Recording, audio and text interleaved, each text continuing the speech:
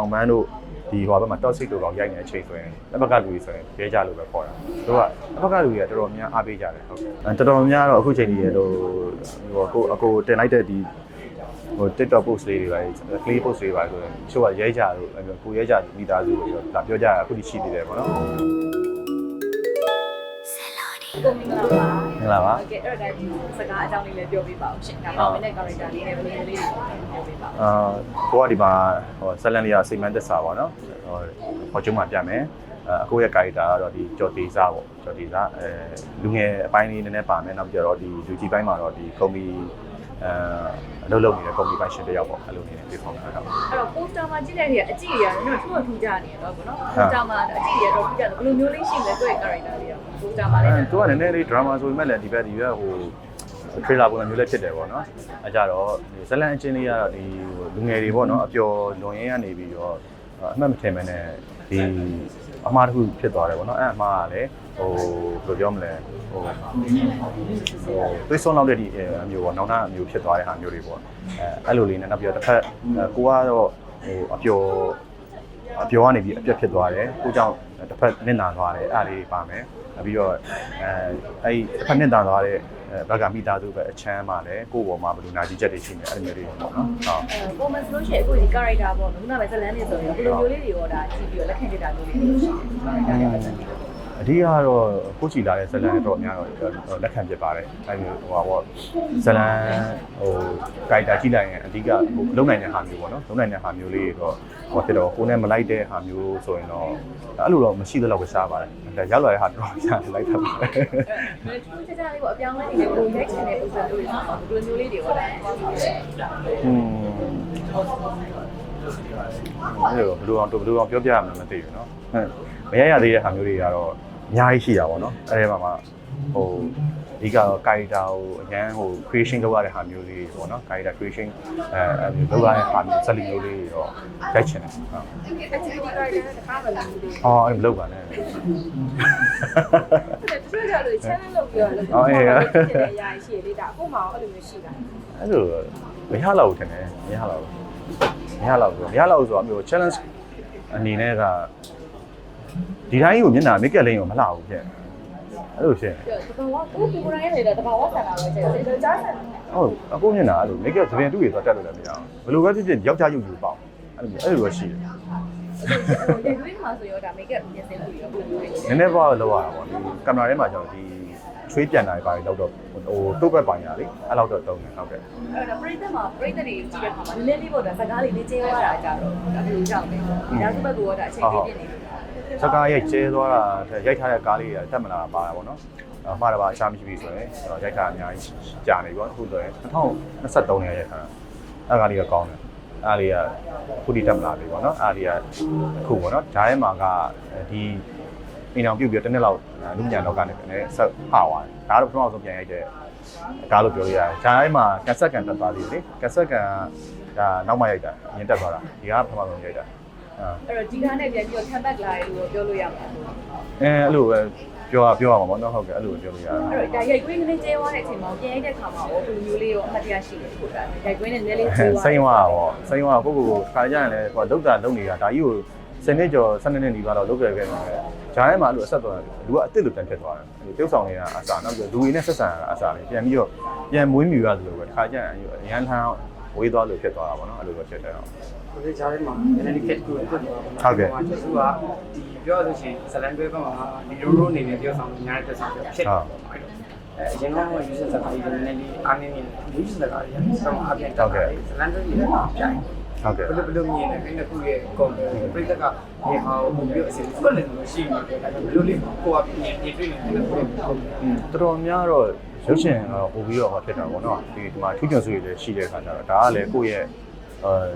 level တစ်ခုကို upgrade လုပ်ပေးလို့ဖြစ်တဲ့ဟာမျိုးလည်းဖြစ်နေတဲ့အခါကျတော့ရုပ်ရှင်ကတော့ဟိုပို့ပြီးတော့လူများကြိုက်ကြတာပေါ့နော်အဲကျွန်တော်စီးရွယ်ကြတော့လည်းရက်ရှည်ရရတာဖြစ်တယ်ရက်ရှည်ရရတဲ့အခါကျတော့ဥမာစီးရွယ်တွေဆိုရင်ကျွန်တော်အပိုင်း30ဆိုရင်ကျွန်တော်3လလောက်အချိန်ယူပြီးရိုက်တယ်ဒီထက်အပိုင်းများရင်ဒီထက်ပိုပြီးလာကြမယ်ပေါ့နော်အဲကြတော့ပြောမှဆိုရင်ထွက်လာအရေးအတွက်ကပေါ့နော်ဟိုနည်းတယ်ပေါ့နော်ဟိုတစ်နှစ်မှာကျွန်တော်3ကားလောက်ရိုက်နိုင်ပဲ ဒါအလွန်ဆုံးရိုက်နိုင်ပေါ့နော်အဲ့လိုကြတော့လည်းနည်းနည်းလေးတော့ဟိုချိန်ပေးရတာပေါ့အားလေးရှိတယ်ရုပ်ရှင်ကြတော့အဲ့လိုချိန်မပေးရအောင်လေဟုတ် အဲ့တော့ဒီဘက်ချမ်းမှာစုပြီးရှိတယ်ပေါ့နော်ပြောရရင်ဟိုလေတွေ့ကြုံနေများပြီးနေ့တည်းများခဲ့ပြီအဲ့တော့2026ကအခုနှစ်အစားပိုင်းဖြစ်နေအဲ့တော့ဒီနေ့ကရွေးချယ်မှုစိတ်နဲ့စင်ပြေလာမလားဒီဘက်ကဝင်နိုင်နေတယ်ဒီဘက်ကကိုရင်ဘယ်လိုတွေ concept ချင်နေစိတ်ဖြစ်နေဖြစ်ပါတယ်ရုပ်ရှင်ကတော့ရိုက်ချင်တယ်ဒါပေမဲ့အမျိုးကိုယ့်ကကမ်းလာလူရှိရင်တော့လည်းရိုက်ဖြစ်ပါပါဟုတ်ကဲ့အခုတော့လောဆယ်မရှိသေးဘူးဟုတ်ကိုဒါစိတ်ခေါ်ပြီးရိုက်ချင်တဲ့ character လို့ဆိုရင်ဘယ်လိုရှိလဲစိန်ခေါ်ပြီးရိုက်တဲ့ character အဲ့တော်တော်စဉ်းစားခါမိခေါ်ရန်တယ်ဘယ်လိုလဲဟာဒါ series မှာလို့ဒါ series မင်းသားရေဆိုလို့ပေါ့နော်ကိုရဲကြပေါ့ဒါတကယ်အရင်ပောက်ခဲ့တာဆိုတော့ဘယ်လိုလေးရောဒါပရိသတ်တွေကပြောတာမျိုးလေးရှိတယ်ကိုကားရိုက်ကြေးသွားတဲ့အချိန်မှာဆိုရင်ဘယ်လိုမျိုးလေးပြန်ပြီးမြင်နေတာမျိုးလေးရှိကြတယ်တော်တော်များတော့အခုချိန်ကြီးရတော့ဟိုကိုတင်လိုက်တဲ့ဒီဟို TikTok post လေးတွေပါ clay post တွေပါဆိုရင်ချို့ကရဲကြလို့ကိုရဲကြမိသားစုတွေဒါပြောကြတာအခုထိရှိသေးတယ်ပေါ့နော်အဲ့ဒါဆိုရင်လည်းကျွန်တော်ရိုက်ထားတာကိုရိုက်ထားတာဆိုရင်2017လောက်ကဖြစ်နေတယ်ကြာခဲ့ပြီပေါ့နော်အဲ့ဒါဆိုအခုချိန်ကြီးမှတ်မိပြီကျေးဇူးတော်အများကြီးတင်တယ်ဟုတ်အဲ့တော့ကိုရတာကျော်စုဆိုတဲ့နာမည်ထဲကိုရဲကြဆိုပြီးကိုမှမိကြတဲ့အပေါ်မှာဘယ်လောက်ချီရောပြီးဖြစ်ရတယ်အခုချိန်ကြီးသိနေကြတဲ့အတွက်ချို့ဆိုရင်ဟုတ်တယ်ဟိုနာမည်နဲ့သူတို့အဲ့ character နာမည်ဆို character နာမည်ကိုသိကြရတဲ့လူတွေလည်းရှိတယ်သူကလည်းအမျိုး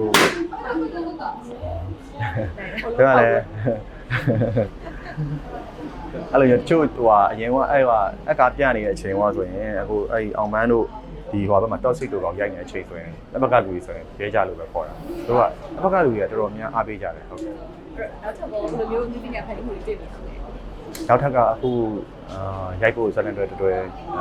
ပြောတာပြီးသွားပြီပေါ့နော်သိကြပါပြီအဲဒါ3လပိုင်း4လပိုင်းတော့မှရိုက်ဖို့တော့ရှိတယ်ဟုတ်ကဲ့အဲ့ဒါမိသားစုအချိန်ပေးပြနေရဆိုတာမိသားစုပေါ့နော်အရင်လဲချစ်ဖို့ကောင်းတယ်ဟိုတနေ့ကလည်းတော့ကိုနောက်ပိုင်နေပေါ့နော်ချင်းနေဆိုနေတဲ့ဗီဒီယိုလေးတက်လာတယ်ပြောပြပါဦးအဲ့ဒါဒီလေးအစုံဘက်ကိုဝါသနာပါနေရလားသူကအမျိုးအိမ်မှာကြောက်လဲအမကလည်းချင်းဆိုတာဝါသနာပါသူကချင်းမြင်းနေဆိုရယ်အဲ့လိုကြာသူကချင်းဆိုရင်သူမိုက်လိုက်လူပြီးတော့မိုက်ကိုကင်ပြီးထွက်ပြေးတာသူကအမျိုးအော်လိုက်သူလည်းဆိုကြတာပေါ့နော်အဲ့လိုလေးရှိတယ်သူကအဖေလိုတယောက်ဆောင်ဘက်ကိုသွားမှာလားဦးလေးလိုအဆိုတော်ဘက်သွားဖို့ဘယ်လိုမျိုးလေးရှိတယ်ဘယ်လိုလေးမြင်ပြီးလဲပေါ့သူ့ရဲ့အသိပညာသွေးကိုအခုတည်းရဆိုဒီချိန်ကတော့ပြောအခက်သေးတယ်ညီမလေးတဲ့မှာသူဘာဖြစ်လာမလဲဆိုတာလည်းကိုလည်းမသိသေးဘူးလေဒါပေမဲ့ဝါသနာပါတော့အမှုပညာအမျိုးဝါသနာပါမယ်ထင်တယ်ဘာလို့လဲဆိုတော့အဲ့လိုသူတော်တော်လေးတော့အမျိုးရှေ့ကနေလှုပ်လိုက်ကိုလိုက်လို့တက်တယ်ပေါ့နောက်ပြန်နည်းနည်းလေး bright ဖြစ်တဲ့နေမှာပါတယ်ကလေးရတော့မိသားစုပုံလေးတက်လာပြီဆိုအကုန်လုံးကမိသားစု like ကိုဒါချစ်ပေးကြတယ်အခုတို့ဒါကန်းကြီးသွားတဲ့ပုံမျိုးဆိုလဲဒါအရင်အားပေးကြရဲဆိုတော့အဲ့ trip မှာဘယ်လိုလေးစူးစမ်းလေးဒါတွေ့နေရလဲပေါ့သူ့ရဲ့သူအမျိုးပေါ့သူအိမ်ထဲမှာအရန်နေတာကြာလာတဲ့အခါမျိုးဆိုရင်သူကနည်းနည်းလေးအမျိုးစကားပြောလို့ဆိုသိမကောင်းတော့ဒီစိတ်ခံဆိုတယ်အဲ့လိုတခါကျရင်သူကီးပဲထွက်ပေးရတယ်သူအမျိုးတစ်ပတ်ကို2ခါတော့အလုပ်ကိုခေါ်သွားပေးရတယ်သူ့အမေအလုပ်ကိုခေါ်ရတယ်အဲ့မှာကစားကွင်းရှိတာဟုတ်အဲ့ကစားကွင်းမှာသူကစားရင်သူပြောတယ်အိမ်ထဲမှာသူအရန်တခါကျရင်အလုပ်မအားဘာမအားအိမ်ထဲမှာနေတာများလာပြီဆိုရင်သူအဲ့လိုထမင်းတွေပါတိတ်မစားတော့အဲ့လိုဟိုပြောမှနည်းနည်းချက်ကက်ဖြစ်တော့ကလေးရတယ်နည်းနည်းအတိအညာရတယ်သူရှိလာပြီဆိုတော့အမေလည်းပိုကတ်လာပြီကိုဆိုရင်အမေလည်းသူအရန်ကတ်တယ်အဲ့ကြောင့်သူ့အဲ့လိုလေးရောသူပျော်အောင်တော့နည်းနည်းတော့အမေဖန်တီးပေးရတယ်အဲ့ဒါလေးအားကြမှသူပြန်ပြီးပုံမှန်နဲ့ဖြစ်သွားတာဟုတ်ပြင်ထွက်နေရတာတော့ကိုပြောတာအဲ့လိုဖြစ်တယ်နောက်ကျသူ့အမျိုးကားစီးကျင်တယ်သူကအမျိုးကားလိုက်စီးကျင်တယ်ကားပေါ်မှာအဲ့လိုသူကားခါကျရင်အမျိုးလိုက်ပတ်ပြီးတော့ဟိုဟာပြတ်တည်းရတော့စိတ်နဲ့ကြည်သွားတယ်အဲ့တော့တချင်းဆိုပြီးတော့မိုက်လူရဲ့ဗီဒီယိုလေးတော်တော်လေးနဲ့ပေါက်တယ်ပေါ့ဆိုအဲ့ချိန်မှာတော့အခုရှိပါတယ်အခုရှိရလေဒီနေ့မှရှိရကိုရိုက်ပေးတာကိုပြန်စမ်းသားပါတဲ့ဗီဒီယိုတွေများတယ်တူကြီးကဘယ်လိုလေးမြင်ရလဲကိုလည်းမှဆိုတော်လေးတော့သဘောကျနေဘယ်လိုလေးရောမြင်ပြီးတော့တူကြီးကသူတို့နှစ်ယောက်ကလည်းတစ်ခါဟိုမြင်ကျင်ကြတဲ့လူကြီးရှိကြဘူးဘာလို့လဲဆိုတော့ဟိုတွေးဖို့ကလည်းသူတို့ကဟိုလာတော့လာတယ်ဒါပေမဲ့အငြင်းတန်းလို့မတွေးဖြစ်တဲ့ခါကျတော့ရိုက်ဖို့ကလည်းခါကျရင်အစင်သင်းမဖြစ်တာရဲ့တမန်အဲ့သူကလည်းဟိုလှနေတဲ့အချိန်လေးဆိုရိုက်လိုက်တယ်သူကလည်းပွဲဆိုကြီးလာတယ်ပြန်fashion ပြည့်သူအားလည်းလှနေတော့ရိုက်လိုက်တယ်အားနဲ့ဒီတိုင်းပဲအမှတ်တရတွေဟိုပြောကြတဲ့လူကြီးရတယ်ဦးလေးနဲ့တင်ပေးပါအောင်ဥပိုင်နဲ့တင်ပေးပါအောင်ဆိုတော့အားနဲ့ဒီတိုင်းပဲရိုက်လိုက်တာအားလေးကတော်တော်လေးကို reach out ပါတယ်ဟုတ်ဒီကတော့သဘောကျနေမှာသူ့ဘက်ကိုပါသွားတော့ဆိုပိုင်းတော့အရင်ဝါသနာဟုတ်ကဲ့ဟုတ်တောင်းဆိုကြတဲ့ပြည်သက်တွေကဘယ်လိုကြောက်အောင်များရလဲဆိုတော့သူကြီးညောက်ကိုတင်ပေးပါဆိုပြီးတော့လေးတာအဲ့လိုတော့မမြင်ဘူးတော့ဗောသူအဲ့လို